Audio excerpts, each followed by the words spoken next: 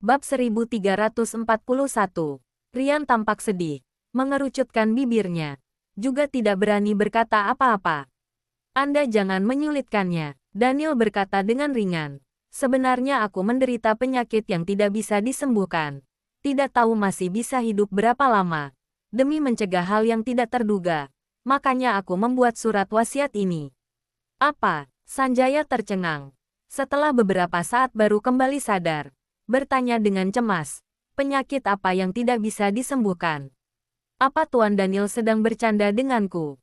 Jangan menakutiku. Usiaku sudah tua. Tidak kuat menahannya. Aku tidak menakutimu. Daniel sangat tenang. Apa masih ingat Victoria Hilton? Putri sulung Johnson. Aku masih ingat. Tapi kenapa Anda mengungkit dia? Sanjaya sangat cemas. Hari itu aku membongkar rencana jahatnya di depan kakek. Dia tidak bisa menyangkal. Menyiramkan racun kepada Tracy. Lalu aku menghalanginya. Daniel mendeskripsikan seluruh kejadian dengan tenang. Setelah menceritakannya, menghela napas dan berkata, sebelum dia dibawa pergi oleh polisi, menatapku dengan sorotan mata yang sangat kejam, memberi isyarat tangan padaku, bilang bahwa aku akan segera pergi menemaninya. Waktu itu aku tidak menganggapnya serius. Sampai akhirnya baru mengerti arti dari kata-kata itu. Bagaimanapun juga aku tidak pernah menyangka bahwa racun itu begitu tajam. Hanya terkena sedikit ke mata. Bisa sampai seperti ini. Mengapa bisa begini? Wanita itu terlalu kejam. Sanjaya sangat marah. Kemudian bertanya lagi dengan cemas. Apa Anda sudah mencari tabib Hansen? Bukankah dia sangat hebat dalam mengobati racun? Dia telah mengobati racun Tracy dan Carla. Pasti juga bisa membantumu. Sudah terlambat, Daniel menyelanya. Berkata dengan ringan, tabib Hansen sudah meninggal dunia. Sanjaya tercengang. Setelah waktu yang cukup lama baru sadar kembali. Sudah meninggal. Kapan hal itu terjadi? Beberapa hari yang lalu. Aku dan Tracy mengurus masalah pemakamannya. Mengantar dia untuk terakhir kalinya. Daniel berkata dengan ringan. Jadi, sekarang racunku. Sama sekali tidak ada obat yang bisa mengobatiku. Bagaimana mungkin? Sanjaya tetap tidak berani percaya. Pasti masih ada tabib hebat. Pasti masih ada cara.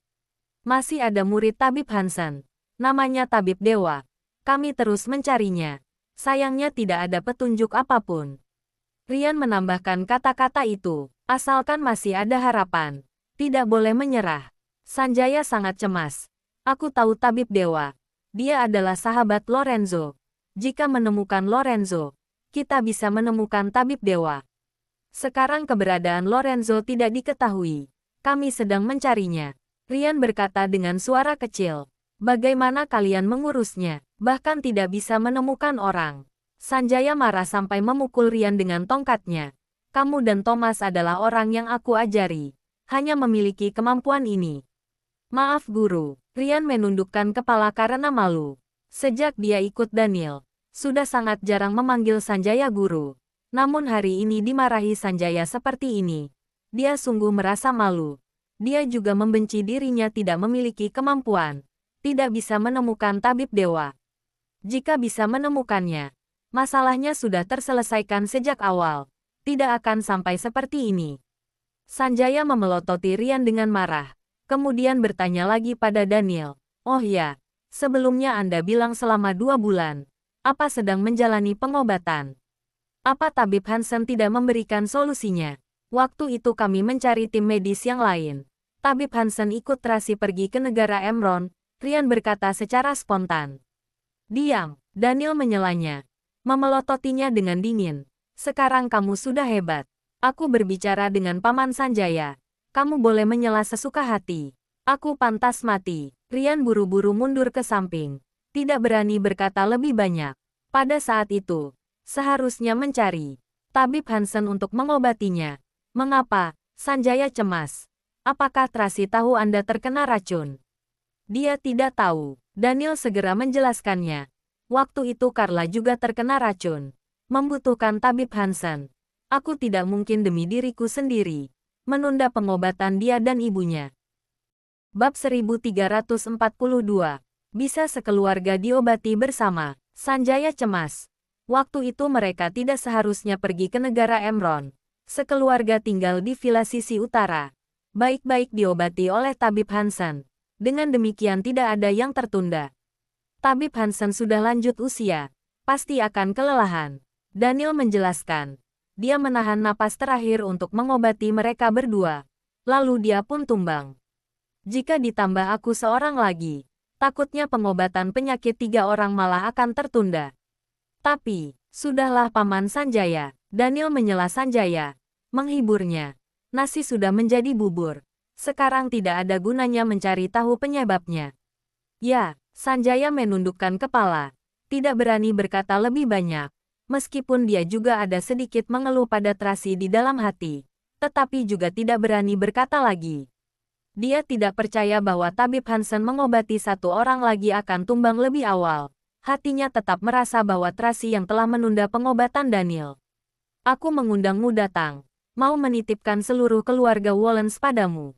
Daniel berkata dengan serius. Ryan dan Thomas sudah bertahun-tahun ikut denganku. Juga termasuk memiliki keberanian dan strategi. Tapi masih jauh dibandingkan denganmu. Anda memiliki kemampuan yang cukup untuk memimpin secara keseluruhan. Hanya saja karena masalah status. Mungkin kekurangan sedikit hal yang bisa meyakinkan orang. Jadi, aku akan mencari kesempatan untuk membangun status untukmu. Mengerti? Sanjaya tidak menentang lagi. Melainkan menuruti perkataan Daniel dan berkata, aku akan bekerja sama dengan segenap tenaga. Asalkan aku masih hidup, pasti akan melindungi keluarga Wollens dengan baik. Begini baru benar. Daniel sangat terhibur. Ia berpesan, lebih perhatikan kesehatan. Tidak boleh tumbang sebelum anak-anak tumbuh dewasa. Baik, Sanjaya menganggukkan kepala. Matanya sedikit memerah. Sudah, kembalilah. Sebentar lagi aku masih mau bertemu dengan Tony. Daniel mengangkat sudut bibirnya. Rawat kesehatan dengan baik. Tunggu aku selesai mengaturnya. Akan memberitahumu lagi. Baik. Sanjaya menatap Daniel, ingin mengatakan sesuatu, tetapi tidak jadi. Antar Paman Sanjaya keluar, Daniel memerintahkan Ryan. Baik, Ryan mendorong Sanjaya pergi. Tony masih belum datang. Dorong aku jalan-jalan di halaman rumah. Sanjaya melihat taman di luar yang familiar. Tak terelakkan sedikit sedih. Dulu Tuan Besar paling suka duduk dan termenung di taman. Turun hujan. Aku minta orang untuk mengambil payung. Anda tunggu sebentar. Ryan meminta pembantu mengambilkan sebuah payung besar. Satu tangan memegang payung, mendorong Sanjaya pergi ke taman. Ada tukang kebun profesional yang mengurus taman. Sangat cantik, tetapi Sanjaya tidak bisa menikmati pemandangan yang indah ini. Melainkan bertanya dengan serius, coba kamu ceritakan padaku. Penyakit Tuan Daniel sungguh begitu parah. Sejak menemukan masalah sampai sekarang, lebih dari 3 bulan. Sebelumnya hanya kadang-kadang penglihatannya kabur, pusing, tapi tadi malam, ia kehilangan penglihatan selama beberapa jam. Menurut dokter, itu karena racunnya sudah memasuki otaknya, telah memengaruhi saraf sensoriknya. Ryan menceritakan kejadiannya secara jujur, terakhir berkata dengan sedih, belum lama ini, kami menggenggam secerca harapan pergi mencari Tabib Hansen. Waktu itu beliau sudah tidak bisa bertahan. Dia terus mengkhawatirkan kondisi penyakit Tuan Daniel. Hatinya juga sangat menyesal. Sebelum dia pergi, mengandalkan tenaganya yang terakhir untuk menulis resep. Sayangnya belum selesai ditulis. Dia sudah tidak kuat. Namun sebelum pergi dia berkata kepada kami, muridnya, Tabib Dewa, pasti bisa memahami resepnya dan menemukan solusinya. Jadi, kami terus memikirkan cara untuk mencari Tabib Dewa. Sayangnya sampai sekarang tetap tidak ada kabar. Aku juga akan memikirkan caranya. Sanjaya mengerutkan keningnya. Asalkan masih ada secerca harapan, maka tidak boleh menyerah. Ya, Ryan menganggukkan kepala. Kami tidak menyerah. Akan terus memikirkan caranya. Hanya tuan muda satu-satunya keluarga Wollens. Jika dia tumbang, maka seluruh keluarga akan tumbang. Bisnis keluarga Wollens yang berusia ratusan tahun akan hancur. Sanjaya mengatakan ini. Matanya memerah. Aku berjanji pada Tuan Besar. Akan melindungi Tuan Daniel dengan baik. Jika terjadi sesuatu padanya, aku akan bersalah pada Tuan Besar di alam sana. Bab 1343. Sanjaya menundukkan kepala dengan sedih. Tidak tahu harus berkata apa. Pada saat ini, terdengar suara mobil dari luar. Rian menoleh dan meliriknya. Buru-buru mengendalikan emosinya. Paman Sanjaya, Direktur Tony sudah datang. Aku antar Anda naik ke mobil. Ya, Sanjaya menganggukkan kepala. Kamu lanjutkan kesibukanmu. Aku membawa orang. Sejak Tuan Besar meninggal, para pengawal dan pembantu tua yang bertanggung jawab untuk melindungi Tuan Besar di masa lalu, sekarang lanjut menjaga Sanjaya. Namun, Sanjaya telah mengurangi sebagian besar tenaga kerjanya dan mengirimkannya ke tempat Daniel, hanya menyisakan sedikit orang untuk dirinya. Dia merasa dirinya adalah pelayan tua, tidak perlu begitu banyak orang yang menjaganya. Namun Daniel sangat menghormatinya. Pakaian, makanan, dan tempat tinggal setara dengan Tuan Besar. Rian menyerahkan Sanjaya kepada Kiki. Melihat mereka pergi, kemudian ia pergi menjamu Direktur Tony. Direktur Tony melihat mobil Sanjaya saat turun dari mobil. Suasana hatinya semakin tidak tenang. Menarik Rian, bertanya dengan suara kecil, Presdir Daniel mencariku datang ke rumahnya. Apakah ada masalah besar? Selama puluhan tahun ini, dahulu ada masalah sebesar apapun, Daniel selalu bertemu dengannya di perusahaan atau di luar. Ini pertama kalinya dia mengundangnya ke rumah. Jadi, tak terelakkan Direktur Tony sedikit panik dan takut. Anda akan tahu setelah bertemu dengannya. Rian berkata dengan hormat. Silakan. Direktur Tony ikut Rian datang ke ruang kerja. Bibi Riana sudah ganti 3 teko teh. Daniel duduk di sofa dengan menyilangkan kakinya, sedang menundukkan kepala untuk membaca dokumen. Mendengar suara langkah kaki, menengadahkan kepala, menatap Direktur Tony dengan tersenyum. Tony, selamat datang. Presdir Daniel, hari apa hari ini? Mengapa Anda tiba-tiba memanggilku datang ke rumah? Direktur Tony sedikit tidak tenang, selalu merasa telah terjadi masalah besar.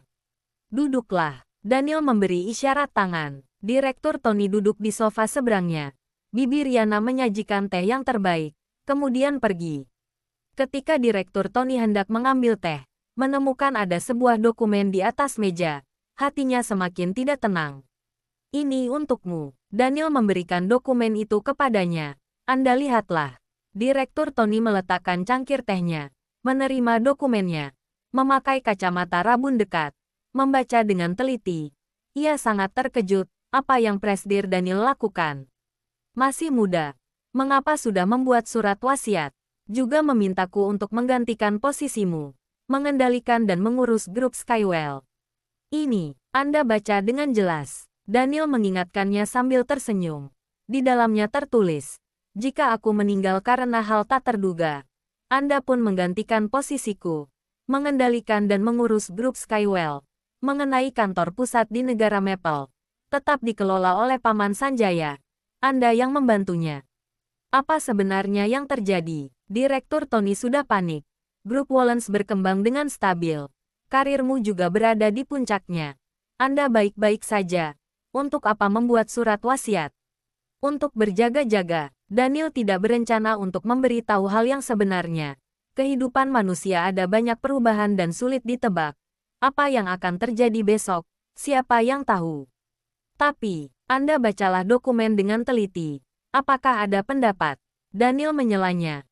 Mengingatkannya, jika ada pendapat, masih bisa meminta pengacara Joey merevisinya. Jika tidak ada, aku akan memutuskannya. Ini, Direktur Tony sangat panik, takut, dan tidak tenang. Dia selalu merasa Daniel berbuat seperti ini pasti ada sesuatu di dalamnya. Namun dia juga tahu, Daniel tidak ingin memberitahunya. Tidak peduli bagaimana dia menanyakannya juga tidak ada gunanya. Dia berbeda dengan Rian. Rian tinggal di keluarga Wallens sepanjang hidupnya. Meskipun dia seorang pengawal, tetapi juga merupakan kerabat Daniel. Sedangkan Direktur Tony, jelas-jelas adalah hubungan kerja. Ada beberapa hal, Rian boleh tahu, sedangkan dia tidak boleh. Baik, aku akan membacanya. Direktur Tony menekan keraguan di hatinya, membaca dokumen dengan serius. Pada saat ini, pengikutnya membawa pengacara Joey masuk. Pengacara Joey membungkukkan badan untuk menyapa Daniel dan Direktur Tony. mulai mencatat di samping, melihat apakah ada dokumen yang perlu direvisi. Daniel minum teh dengan santai, menunggu Direktur Tony dengan sabar. Setelah beberapa saat, Direktur Tony selesai membaca dokumen. Berkata dengan serius, "Aku sudah membacanya. Tidak ada masalah bagiku. Hanya saja persyaratan yang diberikan padaku sepertinya terlalu baik. Aku hanya mewakili untuk mengurus selama 10 tahun. Tetapi memberiku saham sebesar 10% sebenarnya sama sekali tidak perlu. Walaupun tidak memberiku saham ini, aku juga akan menjaga dan melindungi grup Skywell dengan segenap tenagaku." Bab 1344. Direktur Tony mengeluarkan sebatang pena, mencoret saham yang diberikan padanya. Berkata pada Daniel dengan serius, "Mohon hapus yang ini. Kalau tidak, aku tidak akan menerimanya." Tony, menjaga dan melindungi grup Skywell bukan hal yang mudah. Daniel berkata dengan serius, "Sekarang ada aku. Grup kita berjalan dengan stabil. Memintamu untuk menggantikan posisiku. Itu sangat mudah. Namun, prasyarat dari surat wasiat ini adalah aku sudah tidak ada. Baru akan berlaku. Namun kamu harus tahu, begitu aku tidak ada, grup Wallens akan bergolak. Anda akan menghadapi tekanan yang sangat besar. Mungkin juga akan berada dalam bahaya. Jadi, memberimu saham 10% tidaklah banyak. Anda memberiku begitu banyak saham. Apa aku tidak perlu menghadapi masalah itu?" Direktur Tony balik bertanya. "Yang harus dihadapi. Tetap harus dihadapi. Memberiku saham sebanyak apapun juga tidak bisa dihindari. Kedua putriku sudah menikah. Sekarang menetap di luar negeri. Mereka menjalani hidup dengan sangat baik. Tidak kekurangan uang. Anda memberiku begitu banyak saham. Aku juga tidak tahu harus bagaimana menghabiskannya. Jika ada terlalu banyak saham, akan diawasi orang, malah semakin berbahaya. Biarkanlah aku yang sudah tua ini hidup dengan baik beberapa tahun lagi." Mendengar kata-kata ini, Daniel sedikit tersentuh. Direktur Tony menolak saham dengan cara seperti ini. Dia malah tidak menemukan alasan untuk terus bersiteguh lagi. Beberapa tahun ini, grup Skywell mengalami pasang surut. Ada yang bergabung, juga ada yang pergi. Hanya Tony satu-satunya. Meskipun dia sangat suka bersaing dengannya, tetapi pada saat genting, orang tua ini selalu ada. "Terima kasih." Daniel tidak ingin mengatakan sesuatu yang munafik, hanya bisa mengungkapkan perasaannya dengan kata-kata itu. "Seharusnya aku yang berterima kasih padamu. Telah berkontribusi bagi bisnis sains dan teknologi." Direktur Tony berkata dengan tulus, "Jika hanya mengandalkan kami, sama sekali tidak bisa memanfaatkan cara komersial untuk mempromosikan produk teknologi. Andalah yang memanfaatkan kelebihan sendiri, menggabungkan pasar dengan kemampuanmu sendiri, membuat aku yang sudah tua ini bisa mengembangkan fungsinya. Semuanya saling melengkapi, mencapai kesuksesan satu sama lain." Daniel tersenyum. "Anda tidak mau saham.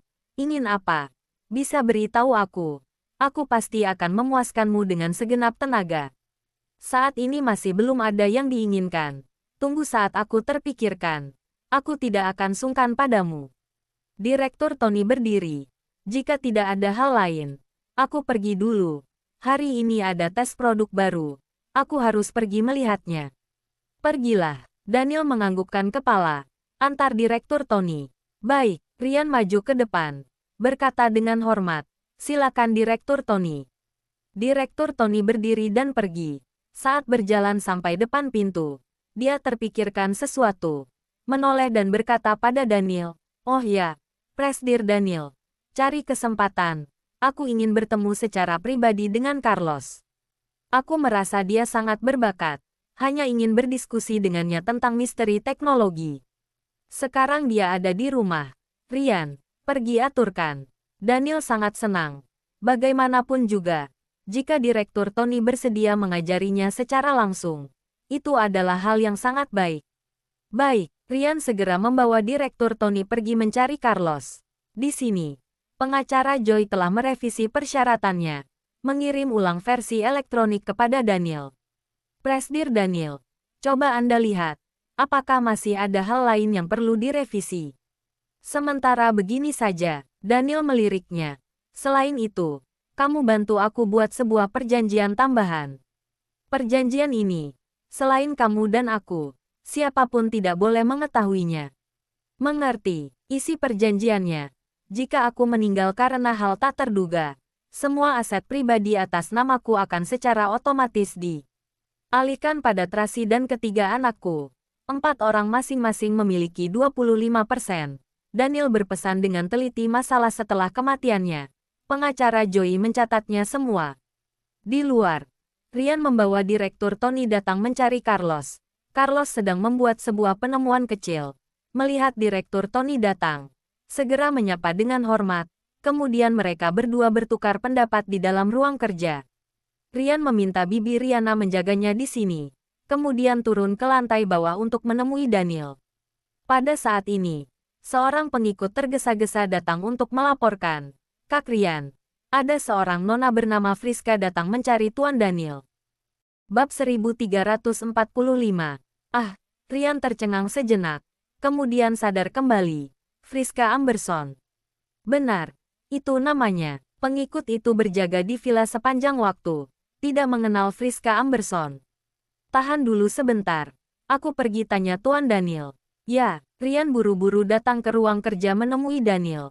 Pada saat ini, perjanjian tambahan sudah selesai dibuat. Pengacara Joey sedang memperlihatkannya pada Daniel. Tuan Daniel, Nona Friska datang. Ryan melaporkan dengan suara ringan. Sedang menunggu di luar halaman. Bagaimana bisa dia mencari sampai ke sini? Daniel mengerutkan kening. Aku juga tidak tahu. Ryan sedikit canggung. Namun alamat tinggalmu juga bukan rahasia besar di dunia bisnis. Jika berniat untuk mencarinya, itu juga bisa didapatkan.